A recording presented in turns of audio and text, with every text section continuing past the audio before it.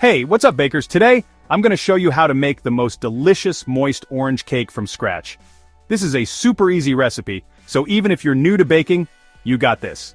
Let's get started. First up, let's gather our ingredients. You'll need 1 1/2 cups of all-purpose flour, 1 cup of granulated sugar, 1/2 cup of unsalted butter softened, 2 eggs, 1/2 cup of fresh orange juice, 1 tablespoon of orange zest, 1 teaspoon of baking powder, 1/2 teaspoon of baking soda, a pinch of salt, 1/2 cup of sour cream. Alright, now that we've got everything, let's preheat the oven to 350 degrees Fahrenheit. Grease and flour an 8-inch round cake pan. You don't want your cake sticking to the sides.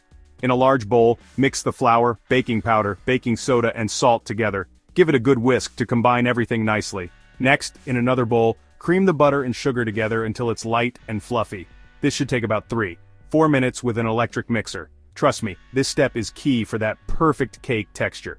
Add the eggs one at a time, beating well after each addition. Then stir in the orange zest and orange juice. Your kitchen should start smelling amazing right about now.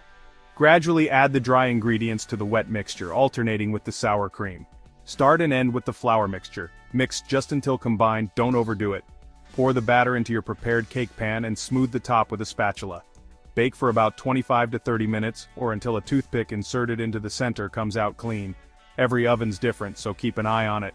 While the cake is baking, let's make a simple orange glaze. You'll need 1 cup of powdered sugar, 3 tablespoons of fresh orange juice, a little orange zest for extra flavor. In a small bowl, whisk together the powdered sugar and orange juice until smooth. It should be pourable but not too runny. If it's too thick, add a bit more juice. Too thin, add more powdered sugar. Once the cake is done, let it cool in the pan for about 10 minutes, then transfer it to a wire rack to cool completely. Now drizzle that gorgeous glaze over the top and let it set for a few minutes. And there you have it, a super moist, citrusy orange cake that's perfect for any occasion. I hope you enjoyed this recipe, and if you try it out, let me know how it goes in the comments below. Don't forget to like and subscribe for more delicious baking tutorials. Happy baking, everyone. Music ends.